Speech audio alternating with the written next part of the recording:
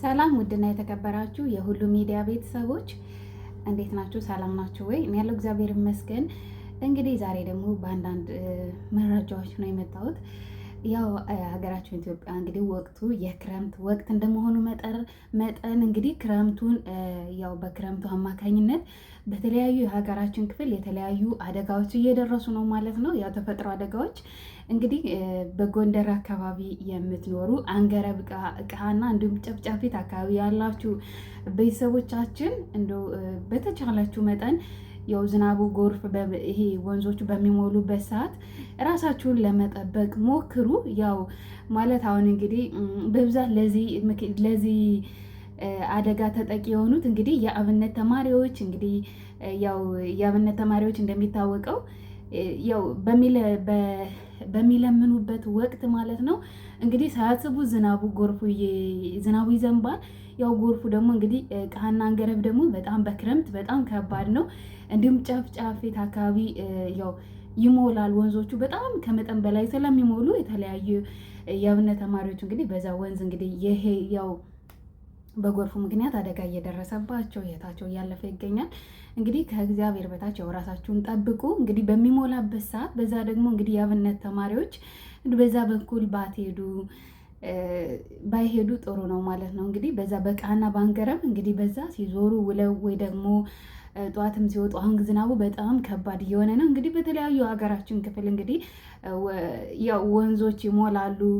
እንግዲህ ድርቅም አለ። በእውነት ለመናገር ወደ ጃና ሞራ አካባቢ በየዳ አካባቢ እንግዲህ በዚህ በተለያየ ቦታ በጎርፍ እንደዚህ እየተጥለቀለቀ እዛ ደግሞ ድርቅ ሆኗል ማለት ነው። እግዚአብሔር አምላክ ያስባቸው። እንግዲህ በዛ በኩል ድርቅ እንግዲህ ክረምቱ እንዴት ለምለም የነበረ የሚሆንበት ወቅት ነው። አሁን ግን በዛ በኩል እንግዲህ ወደ በየዳ አካባቢ በጣም ድርቅ ነው ማለት ነው። ዝናብ የለም እና እንግዲህ እንደዚህ ወደ አዲስ አበባ ደግሞ እንግዲህ በጣም ወጀብ ያለው ዝናብ በሚዘንብ ሰዓት እንግዲህ የተለያዩ አደጋዎች እየደረሱ ነው። የመኪና አደጋዎች እንዲሁም ደግሞ የመብራት ፖል አለ አይደለ? እንግዲህ የመብራት ፖል ወደ ፍየል ቤት አካባቢ የመብራት ፖሉ ወድቆ እንግዲህ ከመኪና ላይ እውነት የእግዚአብሔር ታምርን ያየንበት ክስተት ነው ብለው እንግዲህ የዓይን እማኞች ያዩ በወቅቱ የነበሩ እንግዲህ ያን የፖል እንጨት የመብራቱ ፖል እንጨት ማለት ነው ወድቆ እንግዲህ መኪናው ግን ከጥቅም ውጭ ሆኗል። ውስጡ የነበሩ ሰዎች ግን በኪነ ጥበቡ እንግዲህ ምንም ነገር ሳይጎዱ እንደዚህ እንትን ብለዋል ማለት ነው። በህይወት ተርፈዋል። ያው መኪናውን ከጥቅም ውጭ መኪናው ግን ጭርምት በቃ እንኩቶ ዱቄት ነው የሆነው ማለት ነው። እና ዋናው የሰው ነፍስ አለመጥፋቱ ነው። እግዚአብሔር ይመስገን። እንግዲህ አትጥፊ ያላት ነፍስ እንግዲህ ትረፊ ያላት ነፍስ ያው በቸርነቱ ድነዋል ማለት ነው። እና እንደዚህ መኪና የምትነዱ ዝናብ በሚዘንብ ሰዓት እንደዚህ ያረጀ ፖል አካባቢ በዛ አካባቢ የምትሄዱ ያው መንገድ ቀይሳችሁ ወይ እንደዛ በማድረግ ያው ጥንቃቄ አድርጎ እንግዲህ እንደዚህ ያረጁ ፖሎች ዝናብ ሲመታቸው ኃይለኛ ዝናብ ሲመታቸው ያው የመውደቅ ከስር ከተበላ እንግዲህ ዝናቡ በጣም ወጀብ ንፋስ ያለው ይሄ ንፋስ ያለው ዝናብ በሚዘንብበት ሰዓት ያው የመውደቅ አቅማቸው በጣም ሰፊ ነው ማለት ነው። ስለዚህ መኪናም ታሽከረክሩ ሰዎች እንደዚህ በራሳችሁን ጥንቃቄ ብታደርጉ ጥሩ ነው። እንዲሁም ደግሞ የ11 ዓመት ህፃን ልጅ በእውነት በጎርፍ ተወስዶ ህይወቱ አልፏል። በጣም ያሳዝናል። እና ያው ይሄ የተፈጥሮ አደጋ ነው። ምንም ማድረግ አይቻልም። ግን በተቻላችሁ አቅም በተቻላችሁ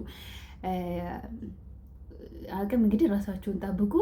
ያው የመኪና አደጋ በክረምት ወቅት በጣም የመኪና አደጋ ይበዛል። ለምን አሁን ወደ ቁልቢ ቅዱስ ገብርኤል እንግዲህ ቁልቢ ቅዱስ ገብርኤል ነገ ቅዱስ ገብርኤል የዓመቱ ገብርኤል ነው።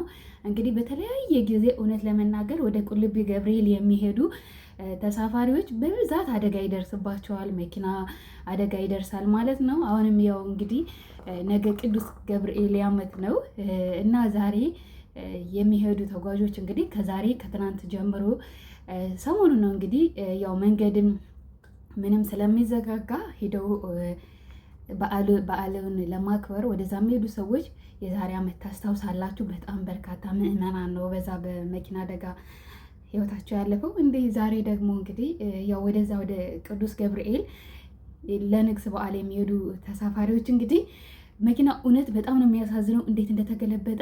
ግን ደግሞ አንድም ሰው ህይወታቸው እንትን አላለም፣ ምንም ነገር አልሆኑም።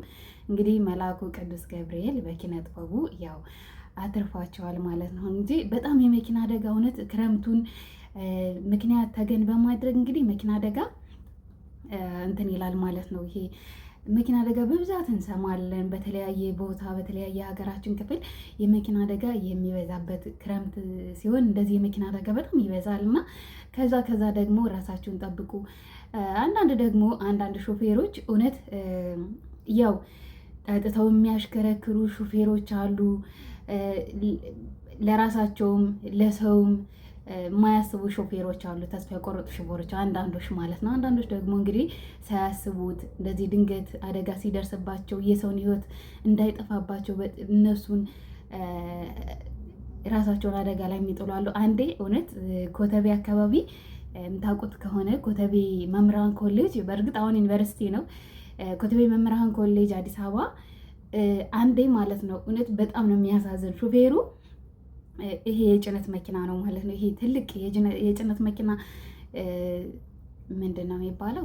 የጭነት መኪና ነው ብቻ ትልቅ አይሱዚ ነው ብቻ የሆነ ይሄ አፈር ድንጋይ ምናምን ነው የሚጭነው ማለት ነው። እና እንግዲህ ቁልቁለቱ በጣም ከባድ ነው። በብዛት እንግዲህ እዛ አካባቢ የመኪና አደጋ ይደርሳል በጣም በብዛት በተደጋጋሚ።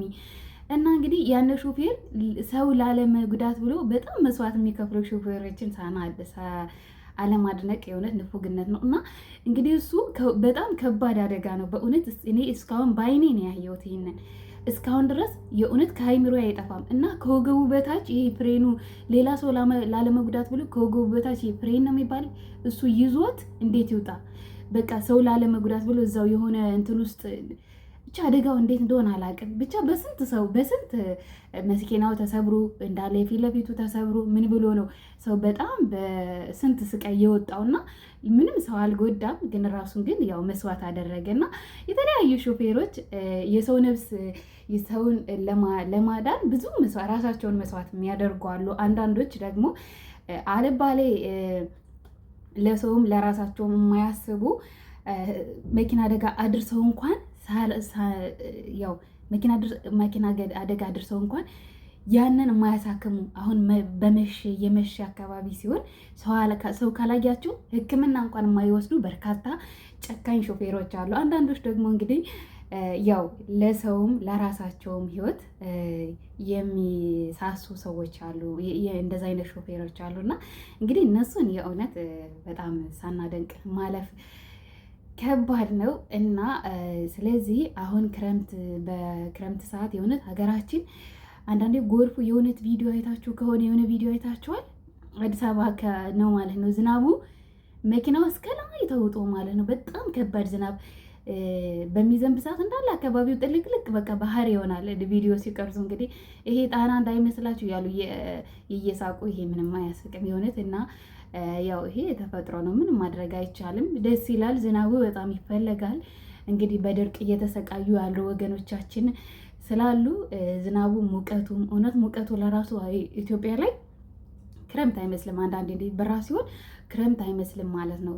የዘንድሮ እንዲያውም ዝናብ ዘግይቶ ነበር የዘነበው ወደ ያው ገጠራማ የሀገራችን ክፍል እንግዲህ በአርሶ አደርነት የሚተዳደሩ ወገኖቻችን አርሶ አደሩ እውነት አርሶ አደሩ ካላረሰ አርሶ አደሩ ካላመረተ ምርት ካላመረተ ከተሜው ያው እንደሚራብ የታወቀ ነው ማለት ነው። ምክንያቱም በአርሶ አደሩ ጤፉን ሁሉን ነገር ስለሚያመርት ወደ ከተማው ስለሚልክ ነው። ስለዚህ ያው ከተማ ዝናቡ በጣም ያስፈልጋል ማለት ነው። ለእንትኑ አካባቢ ለገጠራማው የሀገራችን ክፍል በጣም ያስፈልጋል። እንዲሁም ጠፍቶ ነበር እንዲሁ ዝናብ ሐምሌ ነሐሴ በቃ ነሐሴ እንደው ምንም ዝናብ አልዘነበም ነበረ።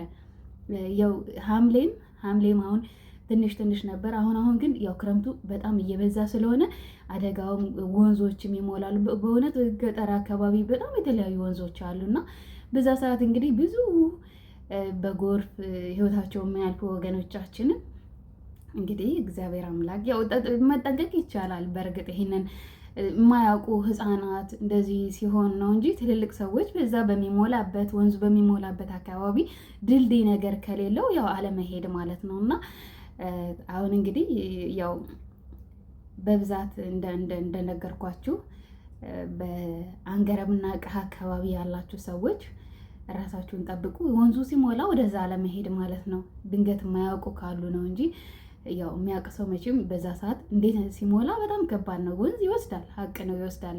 ጎርፍ በጣም ከሞላ ወንዙ መቼም እያያቸው አትግቡ። ቢያንስ ድልድይ ባለበት አካባቢ መሄድ ነው ያለባቸው እና ይህንን ነገር ራሳችሁን ከእንደዚህ አይነት ነገር ጠብቁ።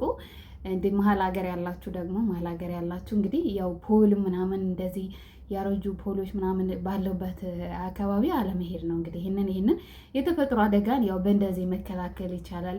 በእርግጥ ከስንት መዓት ከስንት አደጋም ይተረፋል ማለት ያው ቀናችን ካልደረሰ በእርግጥ ምንም ይሁን ምንም አይፈጠርም። ነገር ግን ያው ከእግዚአብሔር በታች ራሳችሁን ብትጠብቁ እንደዚህ በጎርፍ ዝናብ በሚዘንብ ሰዓት ያው እንትን በሉ ራሳችሁን ጠብቁ። ከባድ ነው። በተለያየ ያው የመኪና አደጋውም ይበዛል። እንደዚህ ቁልቁለት የሆነበት አካባቢ ደግሞ በጣም ከባድ ነው። ቁልቁለት የሆነበት ዝናቡ የሆነ ያንሸራትተዋል መሰለኝ ጎማውን በብዛት እንግዲህ አደጋ የሚደርስበት የሆነ እንደዚህ ቁልቁለት አካባቢ እንዲሁም ደግሞ ዝናብ በሚሆን ሰዓት ራሱ ውሃው ይሞላል።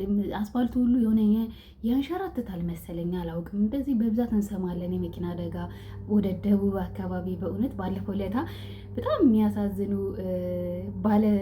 ባለትዳሮች የእውነት በጣም ነው ያዘንኩት። የእነሱም ባለትዳሮች እንግዲህ ገና መምህርና አስተማሪ ናቸው ማለት ነው። አይታችኋል። ባለፈው ለታ ሰምታችሁ ከሆነ አላውቅም። መምህርና አስተማሪ ነው እንግዲህ ባለቤቷ አስተማሪ ነው፣ እሷ ተማሪ ነች ማለት ነው። እና እንግዲህ እሷን አስመርቆ ሲመለሱ ሁለታቸውም እንግዲህ ያስቡት፣ ሁለታቸውም በመኪና አደጋ ፍቅር እስከ መቃብር ሁላ እየተባለ ማለት ነው። እንግዲህ ሁለታቸውም አስቡ፣ በጣም በብዙ ውጣ ውረድ የኖሩ ባልና ሚስቶች ባለትዳሮች ናቸው። በብዙ ነገር እንግዲህ ራሳቸውን እሷም ትምህርቷን እየተማረች እሱም ደግሞ መምህር ሆኖ የሆነ ህይወታቸው በጣም ነው የሚያሳዝነው። ነገር ግን እንግዲህ በአንድ ቀን እንግዲህ አስቡ፣ እሷን አስመርቀው የደስታቸውን ሊያከብሩ ወደ ቤታቸው ሲመለሱ አስመርቋት እንግዲህ ሁለታቸውን በመኪና አደጋ ህይወታቸው አለፈ ማለት ነው። እና የመኪና አደጋ በጣም ከባድ ነው እውነት። ብዙ በመኪና አደጋ የሞቱ ወገኖቻችን አሉ። አብሶ ወደ ደቡብ አካባቢ እንግዲህ መንገዱም የሆነ የተስተካከለ ነገር አይደለም መሰለኝ፣ ብዛት እንሰማለን እንደዚህ አደጋ የመኪና አደጋ ሲደርስ ማለት ነው። ወደዛ አካባቢ በእርግጥ መንገድ የተሰራ አንዳንድ ወደ ደቡብ ክልል የሆነ መንገዱ የሆነ አስፋልት በትክክል የተሰራ የለም አልፎ አልፎ ማለት ነው። እና በዛ ሰዓት እንግዲህ ኮረኮንች ሲሆን እንግዲህ መኪና ወደዛ ሲገባ ያው አያስገባም እና በዛ ምክንያት ይመስለኛል በብዛት የመኪና አደጋ የሚደርሰው የምናየው የምንሰማው ማለት ነው። እና ስለዚህ ያው በጣም ያሳዝናሉ። እንግዲህ ነብሳቸውን ይማር። ግን የሆነ ድርጊቱ ያሳዝናል። እንግዲህ አስቡ፣ ደስታቸውን ለማክበር ባሏ አስመርቋት ወደ ቤት ሲመለሱ ነው እንግዲህ ምርቃቷን ጨርሳ ወደ ቤት ሲመለሱ ነው እንግዲህ ያን ክስተት የተከሰተባቸው። ሁለቱም በአንድ ቀን የእውነት ያማል። በአንድ ቀን እነኛ ባልና ሚስቶች በአንድ ቀን ሲሞቱ እንግዲህ በስመ አብ የእውነት ይከብዳል በጣም። እንግዲህ ልጅ ምናምን ካላቸው በጣም ከባድ ነው። ልጃቸው እናትም አባትም አልባ ማደግ ማለት የእውነት ከባድ ነው። እንግዲህ ምንም ማድረግ አይቻልም። ይሄ የተፈጥሮ አደጋ ስለሆነ ነፍሳቸውን ይማር፣ ነፍሳቸውን በአጸደ ገነት ያኑር። ሌላ ምንም አይባልም። እና ቤተሰቦችዬ ከእንደዚህ አይነት ራሳችሁን ጠብቁ። እንደዚህ ዝናብ ሲዘንብም ወደ ቤታችሁ ስራ ምናምን ከሌላችሁ ዝናብ ሲዘንብ እውነት ቤታችሁ ቁጭ ብትሉ አሪፍ ነው ማለት ነው። እንደዚህ በጣም ኃይለኛ ዝናብ ከዘነበ አሽከርካሪዎችም ሆናችሁ መኪና አለን ብላችሁ ወደዚህ ባትሉ አሪፍ ነው። እንደዚህ በጣም ጎርፍ እንደዚህ አደገኛ ዝናብ ሲዘንብ ባትወጡ ከቤታችሁ ባትወጡ አሪፍ ነው ማለት ነው። በዚህም እንደነገርኳችሁ ያው የተለያዩ አደጋዎች ጎማ ነው እንግዲህ ጎማ ነው፣ ብረት መቼም አይደለም። እንደዚህ በብዛት ላስቲክ ስለሆነ የመኪና ጎማ የመንሸራተት አቅሙ ዝናብ በጣም በዘነበ ቁጥር ሰፊ ይሆናል እና ከእንደዚህ አይነት ነገር ራሳችሁን ጠብቁ። ቤተሰብ ስለነበረን ቆይታ እጅግ አድርጌ አመሰግናለሁ። ስለምትከታተሉኝ አመሰግናለሁ። ላይክ፣ ሰብስክራይብ ደግሞ ማድረጋችሁን አትርሱ። እወዳችኋለሁ። ባይ